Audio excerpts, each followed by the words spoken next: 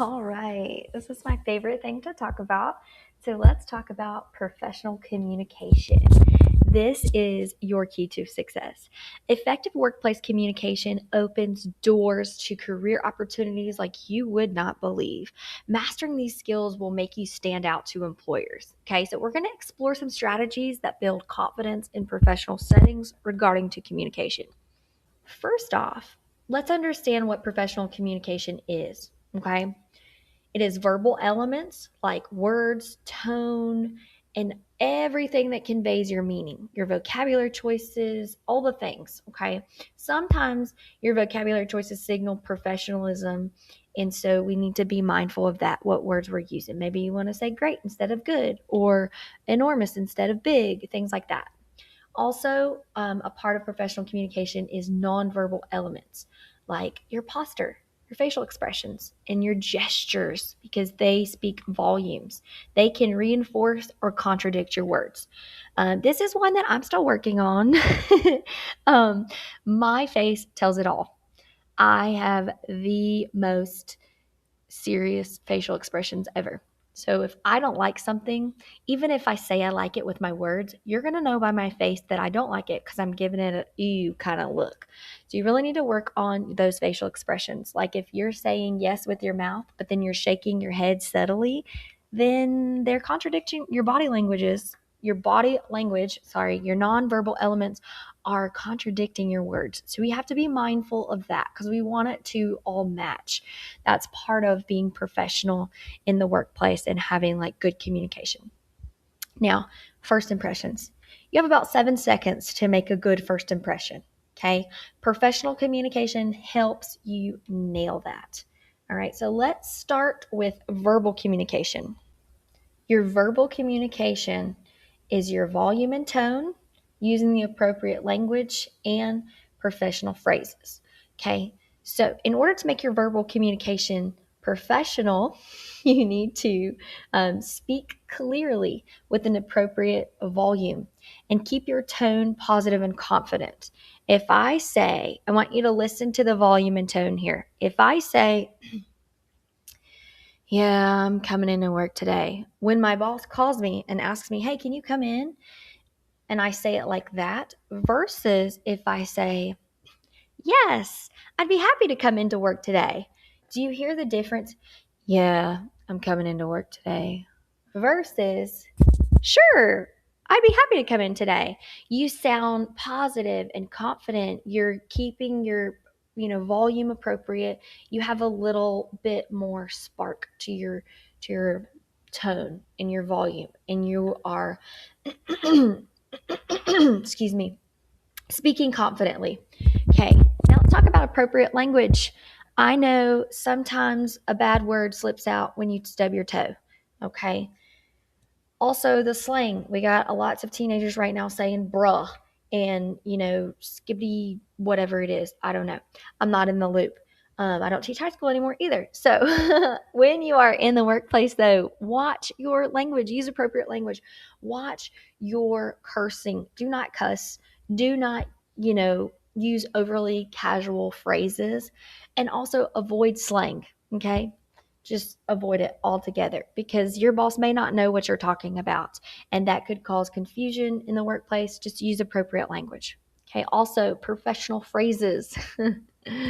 uh, don't use unprofessional phrases. A good example of this is if your boss asks you to do something, a professional phrase would be, I'll complete this by Friday, instead of saying, I'll try to get to it, or I might get to it, I might not. Be very professional with your phrases. Now let's talk about that nonverbal communication. Ooh, are you slouching right now? Are you slouching or are you sitting straight? Whenever you slouch, it kind of shows that you are just, So make sure your posture is correct. Sit and stand straight. Avoid slouching. It shows respect and engagement. You are engaged if you're sitting up tall and straight. Also, eye contact. Maintain comfortable eye contact because it signals confidence and trustworthiness. When you give someone eye contact, it also says, hey, you're important to me and I'm listening to you. If you are on your phone while somebody's talking to you, you're not really making eye contact with them, that's just disrespectful. And it also kind of signals that you don't care. You're not interested in what they have to say, and you could care less, you know? So make sure that you have good eye contact. Now, please blink. Don't stare, don't stare a hole in them like you are trying to beam them with your laser eyes or something, okay? Appropriate eye contact. Also, a lot of times at the end of a job interview, you'll have a handshake. Make sure that your handshake is firm but not crushing. It shouldn't be too hard or firm, but it also shouldn't be too soft either. You want it in that happy medium. It's firm but not crushing. It's not too soft. Make appropriate eye contact during handshakes and greetings as well, because that is good nonverbal communication. And lastly, gestures. Use calm, purposeful hand movements. Okay. Avoid fidgeting or excessive gesturing or using, a lot of hand movements. You want to keep it at a medium, but also use calm ones. Don't be like very firm with your gestures. Written basics. Ooh, some of y'all are about to feel attacked right here, and I am so sorry, but we have to talk about it. Email essentials. When you are emailing your boss, you need to have a clear subject line, okay? Professional greeting, concise, error-free content. Please proofread your stuff.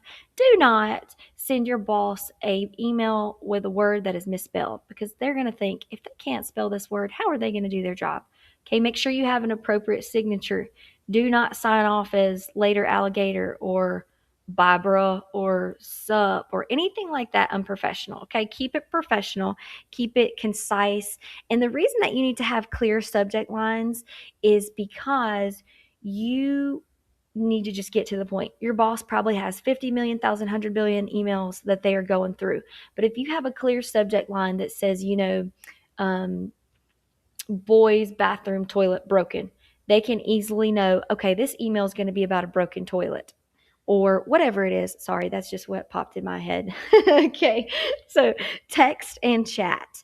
Use complete words. Whenever you are texting or chatting with your boss, keep the emojis to a minimum. I know that everybody uses emojis now, and so it really just depends on your boss and that level that you're at with them, how well you know them personally versus professionally.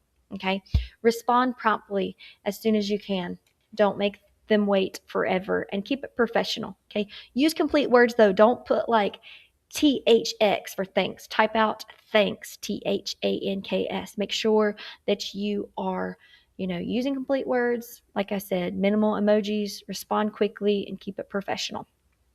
Lastly, I'm going to test you. Are you ready? And we're going to play a game in just a second because I feel like it's game time.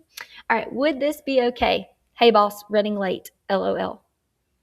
Would that be okay? No. Why is that not okay? Because you're using LOL, which is like an acronym. What if your boss thought that that meant lots of love? How quickly could that change? Like, my dog died this morning. LOL. Lots of love. But then your boss might think that you're laughing at it. Yeah, you see what I'm saying? So this is not okay. A better response would be, good morning. I'll be arriving at 8:15 today. You could even say, good morning. I'm running a little late. I'll be arriving at 8:15 today, or whatever but make sure that you're using complete words and being professional in your written communication to your boss. Okay? All right, now let's play a game and have some fun. We are going to play professional or not. Okay? So I want you to give me a thumbs down if it's unprofessional and a thumbs up if it is professional. Okay? In your written communication. Here we go. Yo, I'm out sick, with multiple emojis. Is that professional to send to your boss or unprofessional? Unprofessional. Give me a thumbs down. How else could we say that? What would be a better way to say that? Yes. Hey, I'm going to be out sick today. I'm not feeling well. And then no emojis, right? Okay, number 2. Is this professional or not professional? I'm not feeling well and won't be in today. Ding, ding, ding. You got it. Thumbs up. That is professional. All right. How about this one? You're slouching during a presentation. That is your nonverbal body language slouching. Is that professional or unprofessional? That is unprofessional. You should have given me a thumbs down. Good job. It's not professional to slouch. How about this one? Sitting attentively, up straight, taking notes. Is that professional or unprofessional? Ding, ding, ding. Professional. Good job. You should have given me a thumbs up. Great job, guys. So, knowing the difference between professional and unprofessional is a great way to maintain professionalism in the workplace. I hope you had lots of fun playing our game.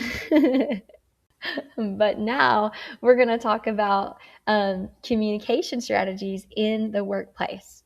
Okay, adapting your style. You want to adjust your communication based on the situation. So, email for formal requests, and then you can do in person for complex topics. Okay, adapt your communication styles and know, hey, could this be an email or is this something I should talk to my boss about in person? All right, requesting accommodations. That is a really good, like, I work best when I take notes on my laptop. Would that be acceptable? Like asking before just to make sure that you can get those communication accommodations in your workplace if possible. Also, building relationships. Show an interest in your colleagues. Remember details. Offer them help when needed. Guys, you are with your colleagues and people that you work with for 8 hours a day, typically, if you work full time. That's almost more than you're with your family. These are people that are going to become your family that you work with. So be nice to them, show interest in them, get to know them. And, we all work with people that we don't like, but you can still be respectful. Even if you don't like someone, you can be respectful to them. Does that mean you have to go above and beyond and bend backwards helping them and being kind to them? Absolutely not. You can if you want to, but you absolutely do not. Just build those relationships and be kind to one another, and most off respectful to one another. And then lastly, when we're talking about workplace communication strategies, I want you to practice confidence. Okay?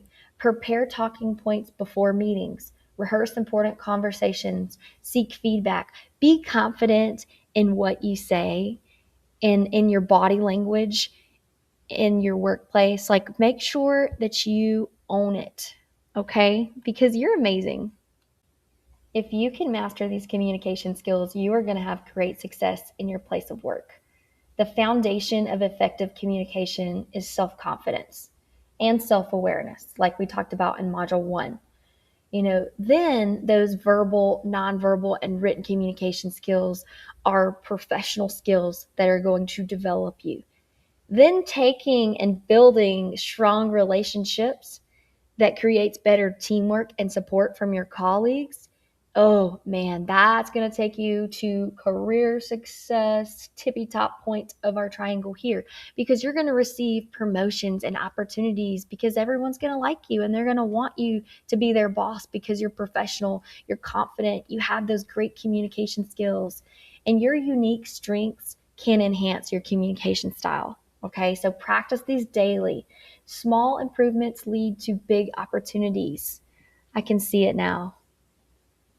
You at the top of the triangle. You're a supervisor, you're a manager, you're in a leadership role or position because you've practiced all of these skills and you've mastered them.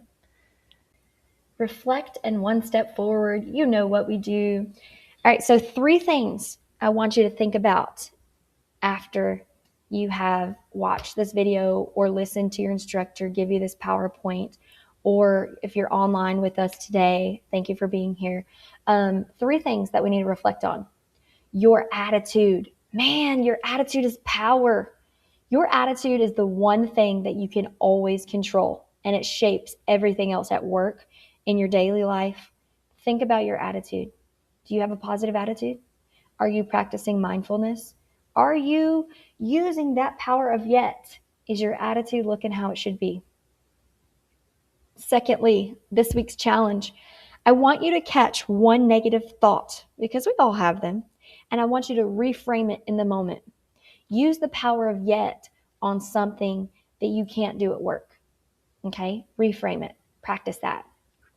And lastly, step 3, steady progress wins. Okay? One reframe at a time. Steady willingness and growing a little at a time is what employers notice and reward. This isn't going to happen overnight. You're not going to be able to change your mindset completely overnight. Okay, but you can take small steps, just one step forward each day, and work towards progress. Your unique strengths enhance your communication style. Practice these skills daily, because small improvements lead to big opportunities. Thank you for being with us today. I am so proud of you and all of the growth that you're going to make.